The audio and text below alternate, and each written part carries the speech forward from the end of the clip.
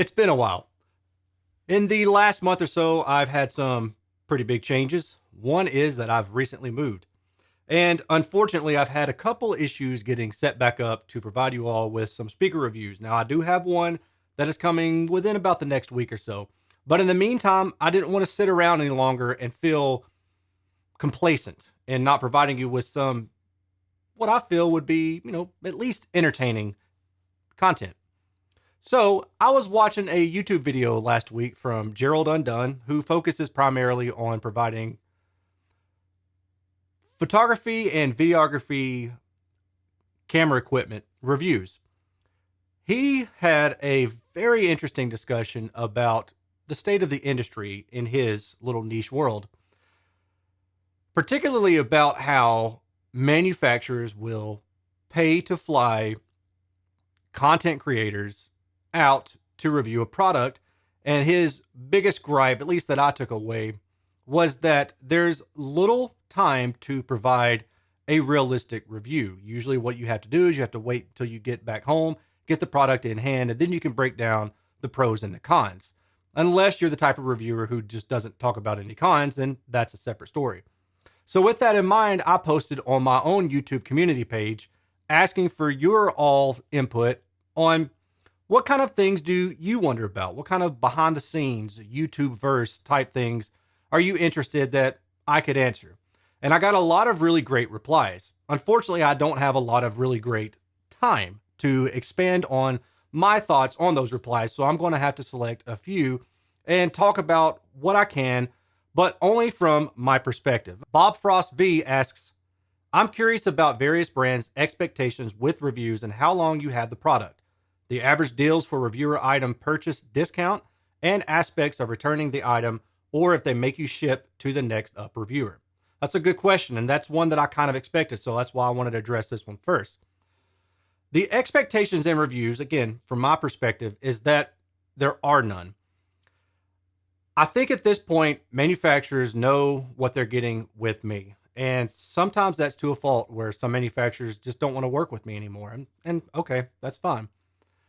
But the manufacturers who do expect that I'll provide objective data, I'll provide some subjective summary, I'll do my best to correlate the two, and then I'll send the item back. The way that I've operated my channel since day one has been, you send me a product, you don't pay me a dime, I review the product, and I send it back.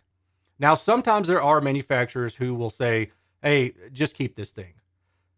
That has only happened for, let's just say, lower cost items like $200, $300 and less. The reason for that, honestly, is most of the time it's not worth their trouble to have to pay for shipping, coordinate return shipping. I mean, I'd set it out and they'd have to get it back. But more so, it's going to cost them money in regards to time.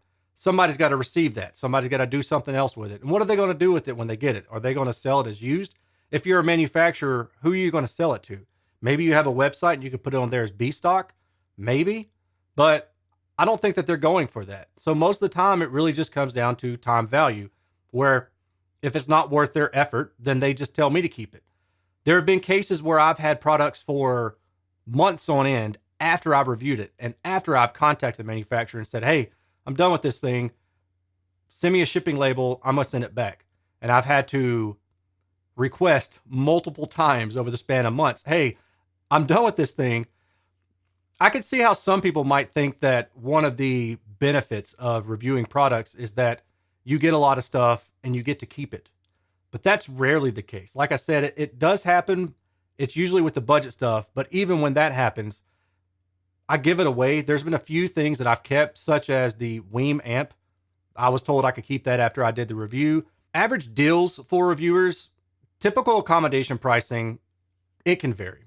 Now, you can get accommodation pricing if you work at a shop, if you work at Best Buy, if you're a reviewer, or if you just have a good friend that works in the industry. I've been doing audio for almost 20 years at this point, and I would say that it's safe to assume that if I really want something, I can contact somebody, even if nothing else, a friend who is a dealer, and I can ask them if they can hook me up and they'll take care of me.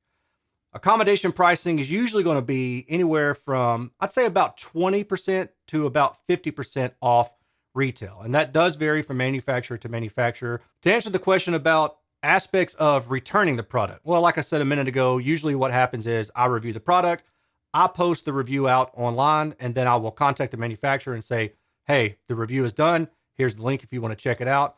Please send me a shipping label and I'll get it returned to you as soon as possible. There are cases where I had to follow up a lot, but for the most part, that goes through pretty fine. There's been a few times where I've gotten a product that came direct from another reviewer, or there's been a couple cases where I know that it's going to another reviewer.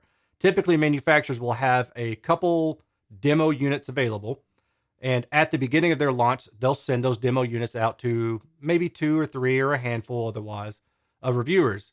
And then other second tier or third tier or fourth tier, etc., reviewers will get those products later on.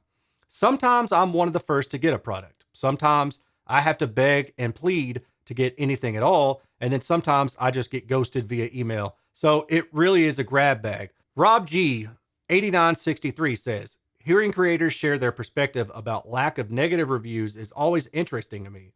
Also, if you have any perspective on creators quitting their day jobs and going full-time, and if that compromises them because their income then becomes dependent on access to products. Okay, so let's answer the first question. The negative reviews, okay? There are reviewers who don't give negative reviews, and they've talked about why. I know Steve Guttenberg has said publicly that he doesn't like doing negative reviews because he just doesn't like wasting his time on something that he doesn't enjoy. I don't know that he ever lets anybody know the products that he doesn't enjoy. My take would be, if you had that stance, I think that's okay. I don't necessarily have an issue with it. But what I wish is that when a reviewer gets a product in to review and they don't like it and they send it back without doing a formal review, I wish that they would at least take the time to let the community know, hey, I received this product. I'm not really a fan on it. Maybe they can say a couple reasons why. And then they say, I'm not going to spend my time doing a formal review on it. And they send it back. As a consumer, that's what I want to know from reviewers. If you only have positive reviews, then I don't even have to watch your review, because the fact that I see that you reviewed something tells me that you liked it. And if I'm watching this to try to understand the pros and the cons, and all you're going to give me is the things that you liked, then I don't even have to click past the thumbnail. I already know that you like the product, and I'm not going to hear any cons about it. I would say that manufacturers sometimes will not send products to people who they know are capable or willing to give a negative review. I've run into that myself. I've worked with manufacturers who are the complete opposite, where I've given a pretty harsh, critical review. They've emailed me back and said, hey, thanks for the transparency. Thanks for putting this information out there. We'll either work toward making this better, or they explain why it's designed that way, and you know that is what it is. And then they still will continue to send me stuff later. I'm not just a reviewer, I'm a consumer, and I try to come at this from the perspective of, what does the viewer, the consumer, need to know about this product? Is there going to be anything that will cause them grief, or is there anything that I ran into that I just didn't particularly like? Passing that information on to you all makes you a better consumer and helps you narrow your choice down a lot more efficiently. To answer the second question about what is my perspective on creators quitting their day jobs to do YouTube full time, and does that make them partial to products so they can keep that supply coming in from manufacturers? You know, I think that's more of a question about humanity in general, honestly. I'm sure that there are bad actors in this realm, just as there are in every other review realm. But I think that there's a lot of good actors too. I think there's a lot of people who have the best intentions to provide you with the best information you can. And then I see some that I'm just like, I didn't learn anything from that review at all. It's not necessarily my place to tell you what you can and cannot watch, but to answer that question, that is something that I do worry about myself. I think as long as the reviewer is transparent about how they received the item, what happened to the item, and you kind of have an understanding of what their relationship is with the manufacturer, then it's okay. Now the ball is in our court as a consumer to determine, do we want to trust this person's review? I think that's really the only thing that a reviewer can do to give you the confidence that we're trying to be as open and transparent as we possibly can be. This is one I like, which is kind of to the point. How do you set up your room for critical listening? Okay. So my critical listening space now is my living room, and it was before my rental home. Before that, in my previous home, it was my home theater space and a living room. I listened to it in two different rooms because the rooms were completely different. I mean, one was a dedicated home theater space with tons of room treatment, and the other one was a wide open living room. Now I'm back to a wide open living room. The way that I set the speakers up is most of the time, I'll check the manual to see if there's a recommendation from the manufacturer, and there's not. So you kind of have to just start with what you think is probably going to work best, and you start working your way towards something that sounds good. Normally, what I'll do is I'll start with the speakers about 3 feet off the wall, aimed directly at me. If it's a two-way or a three-way, I'll put my ear at the tweeter level. If it's a coaxial type design, I'll still put my ear at tweeter level. If it's a waveguide design, I'll try raising up to the tweeter level and then also to the midpoint between the tweeter and the mid woofer. I'll see what I think about that. Like, number one, is the bass all right? Do I feel like it needs more bass? If it does, then sometimes you can alleviate that by pushing the speaker a little bit closer to the wall, because some speakers are designed to have more boundary reinforcement. So in other words, what they do is they say they've got this speaker that, let's say it's ideally flat, but they know that the consumer is probably going to put it up against the wall. And when you do so, that mid-range and mid-bass region increase in output because you have additional reinforcement from the speaker in that lower frequency region. Now, of course, this depends on how much radiation to the back of the speaker there is. But for most speakers, you can say that around 300 to 500 hertz is the region where you go from omnidirectional, so sound all around the speaker, to transitioning where the sound goes more toward the front of the speaker. So in that lower mid-range, upper mid-bass region, you still have omnidirectional sound. So backing the speaker up closer to the wall provides additional reinforcement, and it would bump up that lower frequency region. In order to offset that, a manufacturer may design the speaker to have a little bit less mid-range, mid-bass output. So where you put it up close to a wall, it smooths right out, and you get those two things working in tandem. You get a speaker that's designed to be close to a wall. For the high frequency, I just listen. Does it sound bright? Does it sound too edgy, too sharp, too sibilant? If it does turning the speaker away from my ears make a difference? And if that does, then I have a pretty good idea of this speaker is probably designed to be listened to slightly off axis. And then I follow up with measurements. After I do all my listening and I take my notes, I follow up with measurements, and I look at the measurements and say, okay, yeah, there's a dip in this mid-range, mid-bass region, likely designed to be placed near a wall. Or no, there's not, but there's something else going on. So maybe that's a problem with the design itself. Same thing for the high frequency area. If it's got a boost in the high frequency, yeah, it might be designed to be placed off axis, not pointed directly at you. These are all factors that you have to listen to a speaker to understand it, but you can also look at just the raw data and say, oh, most likely that's how this speaker was designed to be listened to. As far as treatments go, right now, I don't have any treatment in my room. And if you look back to a poll I did, it's probably been 6, 8, 9 months at this point. Over 60 to 70% or so of the people who watch my videos don't have any room treatment. So there will be an argument occasionally where someone will say, well, you need to have room treatment. Well, you don't have to have room treatment. And if I'm trying to fashion my channel to be an educational tool for consumers who want to know more about a product, then it makes more sense to me personally that I have the room set up like they would have their room set up. But beyond that, let's talk about the speaker. If the speaker is designed well and it has good dispersion from on-axis to the side off-axis response, then you don't necessarily need room treatment because the absorption panels are going to absorb the high frequency energy. But why would you want that if the speaker is radiating nominally? See, those side reflections, they give you width. They give a little bit more to the overall sound stage, the overall sound envelopment, if you will. Squashing those by absorbing those first reflections can actually be more detrimental to the overall soundstage and your enjoyment of the speakers than it would be if you hadn't used acoustic absorption at all. Now, if you want to talk about bass traps, sure, I think that's a good idea because it helps smooth out the variation between seat to seat. If you have equalization, you can use that to help take out some of the issues caused by the room. Usually, you're going to want to do that below about 500 hertz. My thing is, I notice a lot of people that will just throw a panel up on a room wall, or maybe they'll hang a panel from the ceiling without understanding what they're doing. It might work, but odds are it might not. Some cases where it might work is that the speaker has smooth linear dispersion on axis, but off axis there's a hole in the crossover, and maybe it would otherwise cause that speaker to sound bright. If you want an example of this, you can look at my recent Morel Evira, is that the 633? I can't recall, review that I did.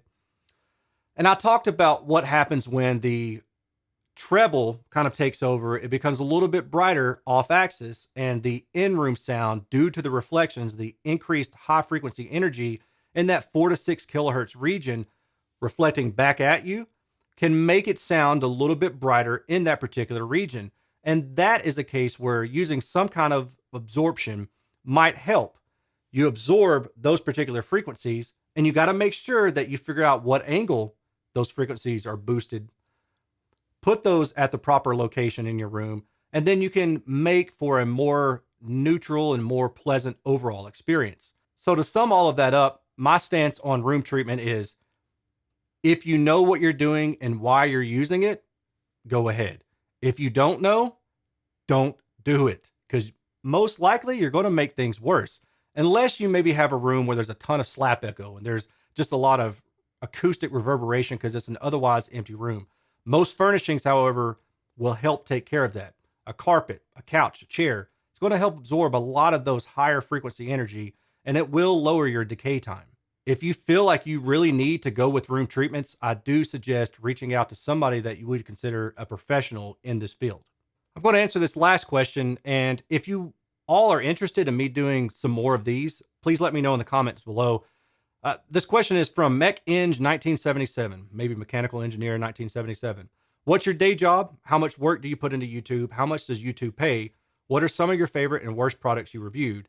And what do you want to review? So I'll answer some of these. What's my day job? I'm an engineer. My BS is in aerospace engineering.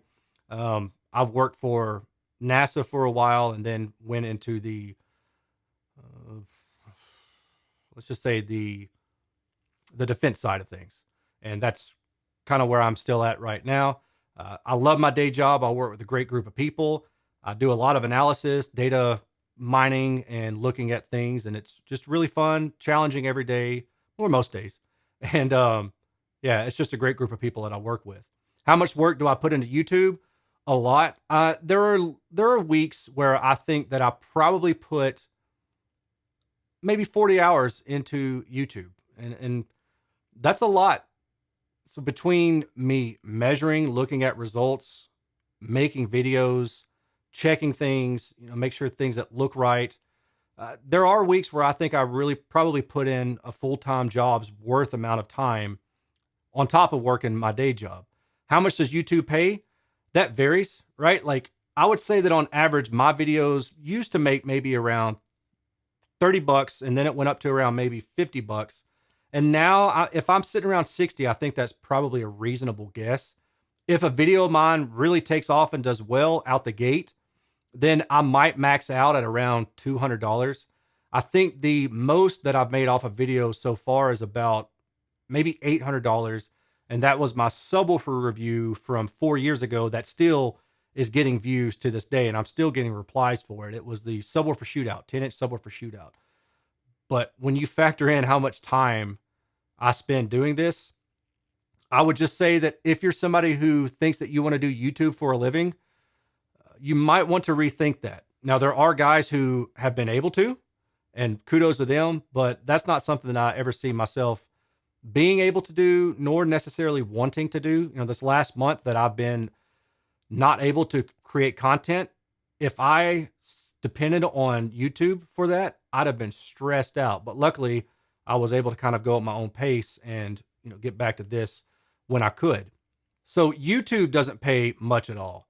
The way that I make any sort of income off of this channel primarily is going to be off Patreon. So those who really enjoy what I'm doing and they want to support me, kick over a few bucks a month, which I honestly, sometimes I'm like, I can't believe people are willing to kick over some money each month for me just to help me out. So I dig that, and I think it's super awesome, and I'm super appreciative of that.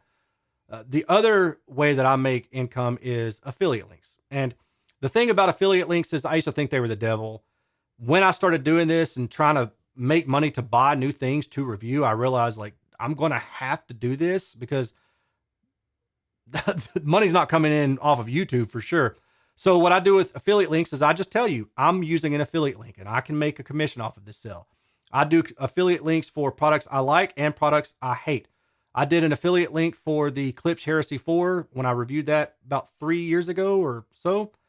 That was one of the worst speakers I've ever laid ears on, but somebody still went and bought it, even though I said in that video, I do not like the speaker. And I caught a lot of flack for not liking that speaker from some in the Klipsch community. Others were like, yeah, that's cool. You don't like it. No big deal.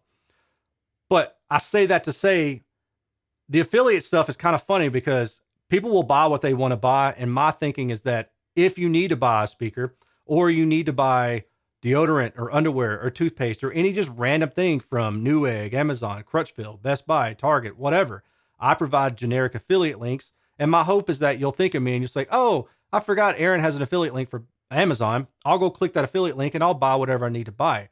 That helps me out. That's about 4% on Amazon.